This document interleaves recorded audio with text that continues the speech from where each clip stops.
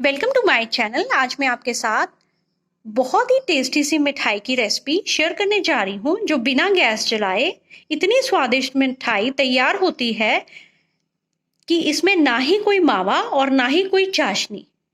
बहुत ही ज़्यादा लाजवाब और बहुत ही आसान तरीके से हम आज ये मिठाई बनाएंगे।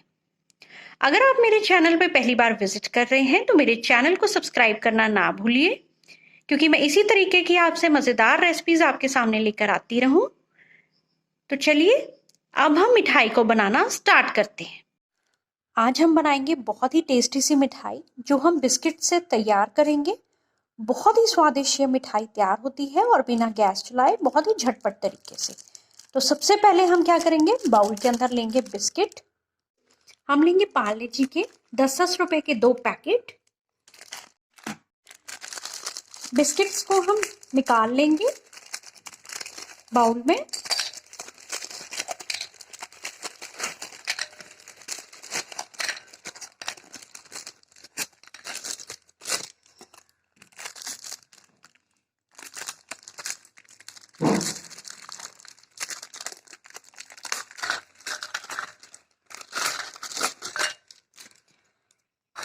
छोटे छोटे टुकड़ों में इसे कट कर लेंगे, जैसे रफली कट करते हैं, ऐसे तोड़ते हैं।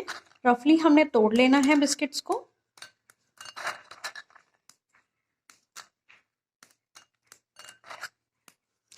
ये लीजिए, हमने रफली तोड़ लिए हैं सारे बिस्किट्स।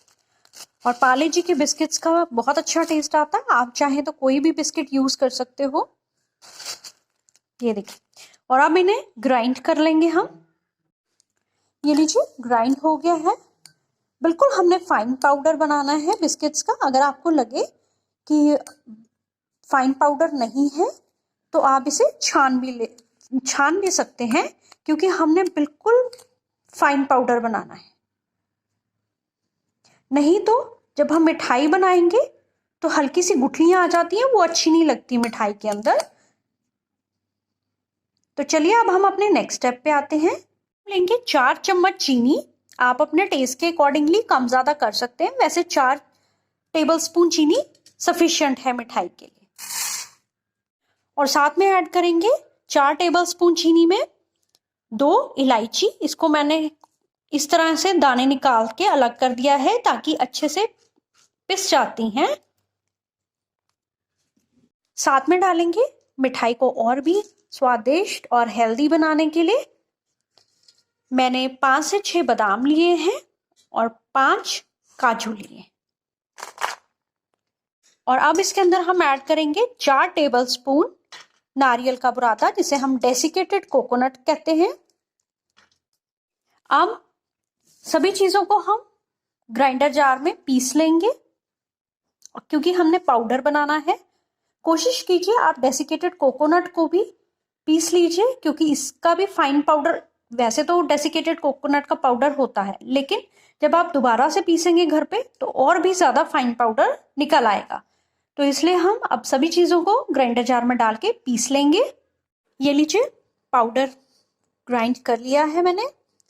चीनी का, नारियल, डेसिकेटेड कोकोनट का, बादाम का, काजू का और इलायची पाउडर का।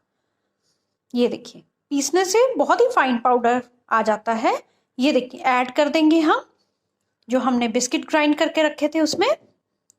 और साथ में ही ऐड कर देंगे हम 3 टेबलस्पून मिल्क पाउडर, क्योंकि हमने मावा वाला टेस्ट देना है और बिल्कुल बाजार जैसी मिठाई बनानी है, इसीलिए मिल्क पाउडर हम डाल रहे हैं। बहुत ही सस्ते में ये मिल जाता है, 10 रुपए का पैकेट। तो मार्केट से भी बहुत इजीली अवेलेबल है, तो आप इसे जरूर से डालिए। अब हम सभी चीजों को मिक्स कर देंगे अच्छे से। हमेशा याद रखिए कि जब भी आप हाथ से मिक्स कर रहे हो, हाथों को अच्छे से धो लें। ये देखिए, परफेक्टली हमने मिक्स करना है। अगर आप मेरे चैनल पर पहली बार विजिट कर रहे हैं तो सब्सक्राइब ज़रूर कीजिए। ये लीजिए, अच्छे से हमने मिक्स कर दिया है बिस्किट को, चीनी को, नारियल बुरादे को, बादाम को, काजू को और इलायची पाउडर को। अभी से इतनी अच्छी खुशबू आ रही है। तो अब हम इसे साइड पे रख देंगे।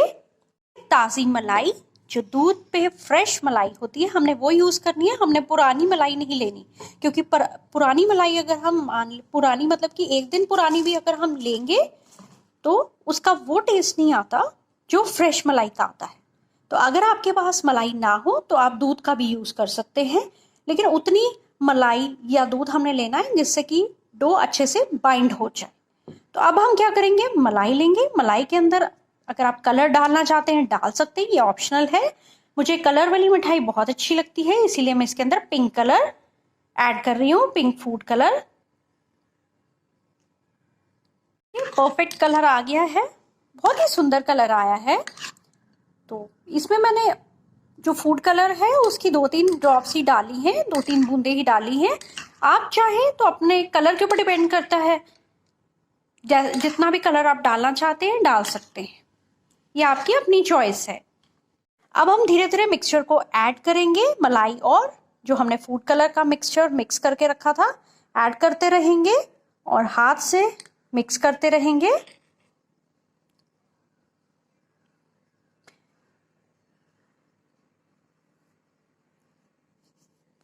देखिए परफेक्ट डो तैयार हो चुका है, बहुत ही सॉफ्ट ये देखिए बना है डो। अगर आपको लगे कि मलाई से पूरा नहीं हो रहा है तो आप बीच में दूध भी ऐड कर सकते हैं, जो मैंने आपसे पहले भी ऑप्शन दी थी।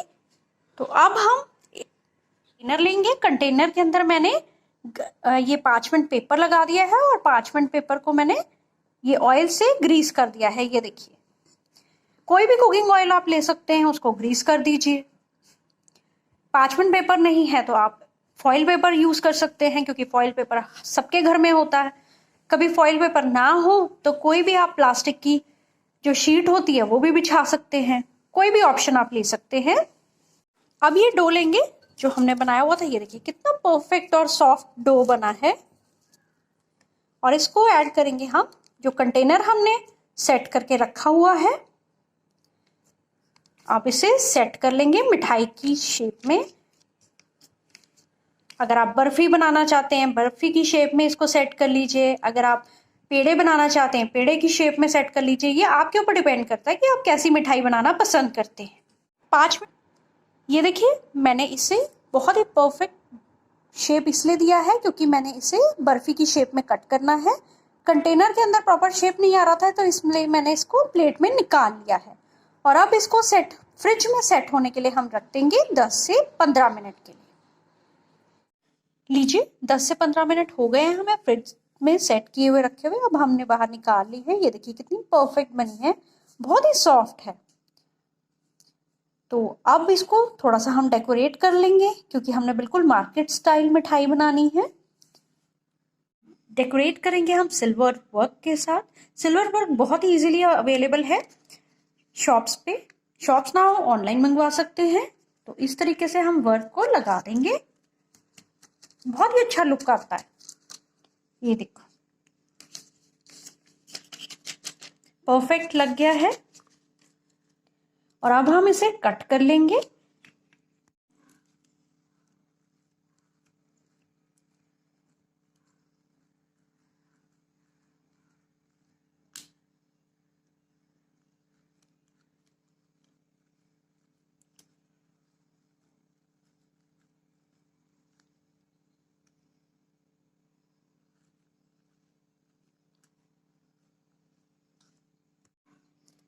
ये देखिए मैंने लेंथ वाइज कट कर लिया है, और अब हम जो भी हम शेप देना चाहते हैं वो हम शेप दे देंगे।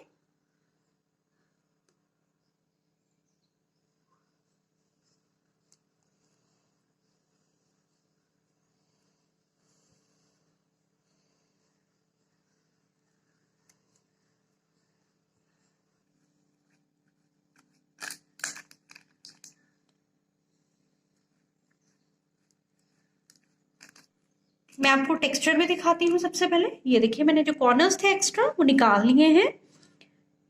ये देखिए कितनी सॉफ्ट है, और मैं आपको ये देखिए बहुत ही सॉफ्ट।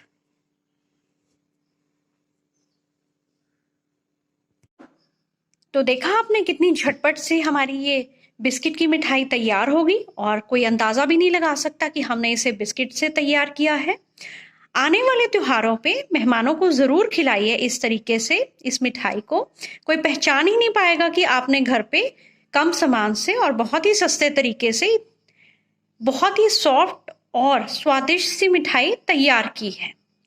उम्मीद करती हूँ आपको मेरी रेसिपी अच्छी लगी होगी, तो उसे लाइक कीजिए, शेयर कीजिए और मेरे चैनल को सब्सक्राइब करना ना भूलिए। Thank you.